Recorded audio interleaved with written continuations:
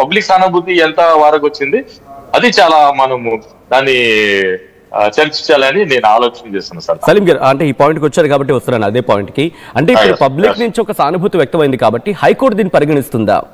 ఈ సానుభూతి ఏమైనా హైకోర్టు పరిగణించడం జరుగుతుందా అని ఒక క్వశ్చన్ రైజ్ అవుతుంటుంది. నిజంగా అది ఏమైనా పనికొస్తుందా వాదనలు వచ్చిన క్రమంలో కావచ్చు? ఏమైనా సానుభూతి వచ్చింది, హైకోర్టు అలా కన్సిడర్ చేస్తే కేసు అడ్మిట్ అయిపోతుంది. అంటే క్రైమ్ ఒప్పుకునేలాగా ఉంటుంది, క్రైమ్ డినై చేయాలి కదా, ఆయన చేయలేదా అనేది మన డ్యూటీ ధర్మం ఉంటుంది. సో డిఫెన్స్ లాయర్ అన్ని డినై చేస్తాం మనం, డినై చేసి అతనికి బెయిల్ చేసేసి మరి ఆయన ఉన్న టాలెంట్ కి నువ్వు వర్తబుల్ వర్క్ చేయ బాబు, నువ్వు మన దేశం కోసం చేయని కూడా మనం కన్విన్స్ చేయవచ్చు సార్. సో ఇక్కడ వినిపిస్తున్న మాట ఏంటంటే కనుక ఆయనకు సంబంధించి ఎవిడెన్సెస్ ఇక్కడ ఉన్నవి దొరికాయి, అంటే ఆయన ఇంట్లో ఉన్న ఎవిడెన్సెస్ కొన్ని దొరికాయి. మీరు అన్నట్టుగా ఆ దేశంలో కంబోడియా కావచ్చు లేకపోతే ఇతరత్ర దేశాల్లో ఉన్న క్రమంలో అక్కడ ఎవిడెన్సెస్ బేస్ చేసుకుని వెళ్తున్నప్పుడు ఐటీ యాక్ట్ అక్కడ అప్లికేబుల్ అవుతుందంటున్నారు. సో ఈ రెండింటి మధ్య ఎటువంటి వ్యత్యాసం వచ్చే అవకాశం ఉంది? విచారణలో ఎటువంటి ప్రభావం చూపించవచ్చు రవికి సంబంధించి? అదే కదా, ఇప్పుడు allegations are came police station, police వాళ్ళు రిమాండ్ రిపోర్ట్ లో పెట్టారు. రిమాండ్ రిపోర్ట్ లో ఏం అలిగేషన్స్ ఉంది, దానికి వర్క్ ఎంత ఉంది కదా, మనం ఇప్పుడు చేసేది దాని నీళ్లు పాలు చేసేది అంతే కదా. ఇప్పుడు అలిగేషన్స్ నీకు ఒక మర్డర్ కేసు నా మీద ఫైల్ అయింది అనుకో, నట్టు పెట్టి లోపల పెట్టారు కానీ ఆ మనిషి చచ్చిపోలేదు, ఆయన బతికి ఉన్నాడంటే అది అలిగేషన్స్ కదా. సో అలా ఉంటుంది. సో దాంట్లో జస్ట్ అలిగేషన్స్, ఇది అసలు బెయిలబుల్ కేసు ఉంది, అది 1 వీక్ లో అతనికి బెయిల్ రావాలి. మనము రేపు ఒకసారి మా ఫ్రెండ్స్ ఉన్నారు కదా, ఆ సీనియర్ లాయర్స్ డిస్కషన్ చేసి ఏదో అతనికి లీగల్ ఐడి ఇద్దామని నేను ఆలోచన చేస్తాను. రవి వాళ్ళ నాన్నగారితో మీరు మాట్లాడారన్నారు, ఏమన్నారండి మీతో ఆయన? అదే చాలా బాగా మాట్లాడారు. అదే ఆయనకే ఒక పాప ఒక బాబు ఉండాడు. ఈ బాబు హైదరాబాద్ లో ఉంటుంటే మరి అక్కడ నుంచి ఫారెన్ వెళ్ళిపోయారు. నాన్నకు ఫోన్ చేసి రోజు అడుగుతాడంట, నాన్న ఫోన్ అన్నం తిన్నావా చేస్తాను. ఆయన కూడా సెల్ఫ్లెస్ మనిషి, చాలా ఏమంటారు పౌరుషంగా ఉంటాడు. ఆయన సింగిల్ గా ఉంటాడు. ఆయనే సెల్ఫ్ కుక్ చేసుకుని ఆయన ఇది చేస్తాడు. చక్కగా మాట్లాడారు. ఆయన మీ సర్వీస్ కావాలంటే మీరు వెళ్ళి రవితో మాట్లాడండి సార్, రవితో మీరు ఆ సోషల్ మీడియాలో కూడా ఉన్నాయి కదా, ఆయన కౌగిలించుకున్నారు, అలా మనం మాట్లాడుతున్నాం అతని ఇంటి దగ్గర, అది ఉంది సార్. వాళ్ళు మాట్లాడేది ఏం లేదు సార్. ఇక నేను నా జీవితం నాకు చేస్తున్నాను, బిఎస్ఎల్ నుంచి నాకు ఏదో పెన్షన్ వస్తుంది, ఆ పెన్షన్ నేను బతుకుతున్నాను సార్. ఆయన ఏ పాపం చేశాడో ఏ పుణ్యం చేస్తాడో నాకు తెలియదు, ఆయన నాకు ఒక్క రూపాయి కూడా ఇవ్వలేదని ఆ మాట కూడా ఆయన. సో సలీం గారు, ఇక్కడ క్వశ్చన్ రైజ్ అవుతుంది ఏంటంటే కనుక రవి విషయంలో ఒక వ్యక్తి వచ్చి ముందుకు వచ్చి వాదిస్తున్నారంటే ఏమైనా అమౌంట్ తీసుకుంటున్నారా, ఆయన ఫ్యామిలీ నుంచి ఏమైనా అమౌంట్ తీసుకుంటున్నారా? సలీం ఏమైనా ఫీజు తీసుకోవడం జరుగుతుందా రవి విషయంలో? నేనైతే వాళ్ళ ఫాదర్ కి చెప్పాను, నేను 1 రూపాయి ఆశించాను, నేను 1 రూపాయి కూడా తీసుకుంటానని. వాళ్ళ ఫాదర్ కూడా అన్నారు నా దగ్గర సోమత లేదని. నాకు లేదు సార్, నేను 1 రూపాయి కూడా మీకు అడగనని ఆయన కూడా నేను హామీ ఇచ్చాను. సరే సార్, మీరు అలా ఫ్రీ సర్వీస్ చేస్తే దేవుడి మార్గంలో మీరు ఉన్నారంటే చాలా సంతోషం ఆయన అన్నాడు. ఆయన die hard fan to the Narendra Modi, ఈ hard work for the BJP. ఆయన ఇంటి మీద బోర్డు పెట్టుకున్నాడు ఆయన, జై బీజేపీ అని. సో ఆయన ఆ విధానంలో ఆయన ఉన్నాడు సార్. ఓకే, అంటే కొడుకు నుంచి ఏమైనా ఆయనకి ఫైనాన్షియల్ గా అసిస్టెన్స్ వచ్చేదా? అంటే కమ్యూనికేషన్ ఉండేదంటే ఇద్దరి మధ్య, రవికి వాళ్ళ నాన్నగారికి మధ్య? రవికి వాళ్ళ నాన్నకి కమ్యూనికేషన్ ఉంది, వాళ్ళు మాట్లాడుకుంటారు.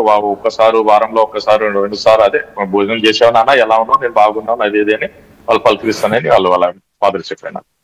వాళ్ళ ఫాదర్ చాలా ఫ్రెండ్లీగా ఉన్నారు నాతో. అయితే మనం ఇద్దరు పాత ఫ్రెండ్స్ లాగా మాట. ఆయన ఫస్ట్ నేను వెళ్తేనే అప్పారావు గారు అంటే, సార్ మీరు అప్పారావు గారు నాకు ఎందుకంటారు, మీరు అప్పారావు అని పిలవండి సార్ అన్నారు. ఆయన మరి నాకు ఏదో బిఎస్ఎన్ఎల్ ఇంజనీర్ అనుకున్నాడు.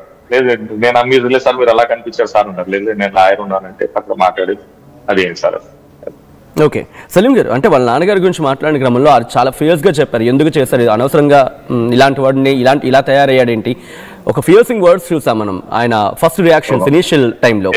అండ్ అప్పటికి ఇప్పటికీ ఆయన అప్పటికి ఇప్పటికి ఏమైనా చేంజ్ ఉందా? 200% చేంజ్ ఉంది. ఇప్పుడు చూడండి, ఆయన సరదాగా లాగా మాట్లాడుతున్నారు. అంటే ఆయన ఏమనుకున్నారు, ఆయన కొడుకు అరెస్ట్ చేసి ఆయన కూడా అరెస్ట్ చేస్తారని ఒక భయంతో ఆయన మాట్లాడాడు. అందుకే ఆయన చేసిన కర్మ అతను అనుభవిస్తారు, నాకు అతనికి సంబంధం లేదని. ఎవరైనా ఉంటారు కదా, ఇప్పుడు నేనున్నా, నా ఫాదర్ ఉన్నా, నా కొడుకు ఏదైనా క్రైమ్ చేస్తే ఆ matter up to him only, I'm not bother about అని అంటారు కదా. అలా ఉంటాయి. అది హ్యూమన్ టెండెన్సీ. అది సమాజంలో ఒక సుల్పగా సరళగా వచ్చి అన్నట్టు అనిపిస్తూ ఉంటుంది. బహుశా కొడుకు పట్టుబడ్డాడు కాబట్టి తండ్రి మీద కూడా ఎక్కడ చర్యలు తీసుకుంటారని చెప్పి. అంటే ఈ తండ్రి కొడుకుల మధ్య ఫైనాన్షియల్ ట్రాన్సాక్షన్స్ ఏమైనా జరిగాయా అండి? లేదు, ఫైనాన్షియల్ ట్రాన్సాక్షన్ ఏం లేదు అసలు. ఆయన చాలా అదే అంటారు కదా, సెల్ఫ్ రెస్పెక్ట్ పర్సన్ ఉన్నాడు. ఆయన వచ్చిన బిఎస్ఎన్ఎల్ మీదనే ఆయన జీవిని విధానంలో ఉంటాడు. నేను వెళ్ళేటప్పుడు కూడా ఆయన ఆకులతో ఉన్నాడు. ఒకసారి మీరు వెళ్ళిపోతే నేను తింటాను అన్నాడు. కానీ ఆయన భోజనం చేసిన తర్వాత మరీ నేను మాట్లాడాను. మీరు భోజనం చేశారు, మీరు మన 1 hour తో వచ్చేసి మాట్లాడతానంటే మరి ఆయన భోజనం చేసిన తర్వాత మరి వెళ్ళి నేను మాట్లాడాను. అప్పుడు చాలా ప్రశాంతంగా ఉన్నాడు. Right, coming back to Ravi. రవిని మీరు కలవబోతున్నారంటూ కూడా తెలుస్తుంది. ఎప్పుడు మీరు కలవబోతున్నారు? అంటే ఏ అంశం మీద కలవబోతున్నారు? ఏం అడగబోతున్నారు ఆయన్ని? అంటే రవికి ధైర్యం ఇస్తున్నాను. రవికి సలీం లాయర్ నీకున్నాను, నేను ₹1 ఆశించగా నీ కేసు వాదించి నీకు బయట తీస్తాను. సో ఫర్దర్ గా ఈ కేసు నువ్వు బయట వచ్చిన తర్వాత మరి మీరే వాదించు సార్ అంటే అప్పుడు వాదిస్తాను. లేకుంటే నువ్వు వేరే లాయర్ పెట్టుకొని వాదించుకుంటే కూడా ఆయన రెడీ. సో ఇదే ఆయనకి చెప్పడానికి వెళ్తున్నాను సార్. సలీం గారు, అంటే ఆ కేసుని హ్యాండిల్ చేయకముందు మీకు తెలిసిన విషయాలు ఏంటి? కేసుని హ్యాండిల్ చేసిన తర్వాత మీకే ఇంట్రెస్టింగ్ అనిపించిన అంశాలు ఏంటండి? లేదు, నా కేసుకి హ్యాండిల్ చేసి బిఫోర్ ఎఫ్ఐఆర్ కాపీ నేను తెప్పించుకున్నాను. ఎఫ్ఐఆర్ చూసాను, అది అంతా అవైలబుల్ ఉన్నాయి, దాంట్లో అంత వర్క్ లేదు. వాళ్ళ ఫాదర్ తో వెళ్ళి మాట్లాడాను. సో మరి 2-3 దినాల నుంచి నేను కూడా ఒక 3-4 కేసులు ఇక్కడ విశాఖపట్నంలో అది చేశాను. మా ఫ్రెండ్స్ హైదరాబాద్ లో కూడా మాట్లాడాను. వాళ్ళు అన్నారు నేను చెప్పిన తర్వాత ఎందుకు 2-3 దినాల టైం ఖరాబ్ అయిపోతుంది కదా. ఈ రోజు పోలీస్ కస్టడీలో ఆయన వెళ్తున్నాడు. పోలీస్ కస్టడీ అయిన తర్వాత మరి ఫర్దర్ ఏముంది మనం డిస్కస్ చేసి మనం కోఆపరేట్ చేసుకొని ఒక టీమ్ లాగా పనిచేసి ఇది చేయడం వాళ్ళు చెప్పారు. ఓకే, నేను కూడా దానికి కూడా ఆనర్ ఇచ్చాను. నేను ఇప్పుడు అదే పని మీద వెళ్తున్నాను. రేపు ఆయన కలిసి మాట్లాడాను. రైట్, సలీం గారు, ఇక్కడ రవికి సంబంధించి మాట్లాడుకునే క్రమంలో ఎటువంటి అంటే ప్రస్తుతం ఎంక్వైరీ జరుగుతోంది కాబట్టి వాళ్ళ సతీమణి గురించి, సతీమణి పాత్ర ఇక్కడ వినిపిస్తోంది కాబట్టి సతీమణితో ఏమైనా మాట్లాడారా? ఆవిడ నుంచి ఎటువంటి విషయం? లేదు, నేను అడిగాను ఎందుకు అప్పారావు గారికి కూడా అడిగాను, సార్ మీ కోడల నంబర్ ఏం లేదు. లేదు సార్, నాకు టచ్ లేదు. ఆ అమ్మాయి నాకు ఫోన్ చేస్తుంటే కానీ నేను ఫోన్ ఫిట్ కూడా చేయడానికి రాదు నాకు. ఎవరో ఫిట్ చేస్తే నేను ఆ బొమ్మ చూసి నేను మాట్లాడతాను. ఎవరికైనా మన వాట్సాప్ లో బొమ్మ ఉంటాయి కదా, ఆ బొమ్మ చూసి నేను మాట్లాడతాను. సో నా నంబర్ కూడా ఆయన ఫిట్ చేసుకున్నాడు.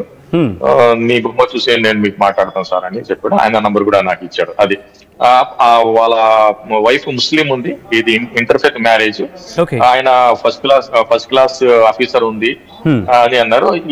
ఆయన ఫస్ట్ క్లాస్ ఆఫీసర్ ఉంది, ఈతను లో క్లాస్ ఉన్నారు కదా. సో అది ఈగో ఫైటింగ్స్ వచ్చాయి ఇద్దరు ఇన్ బిట్వీన్ అని ఆయనే నాకు చెప్పాడు. వాళ్ళకు ఒక పాప కూడా ఉంది ఆ అమ్మాయికి.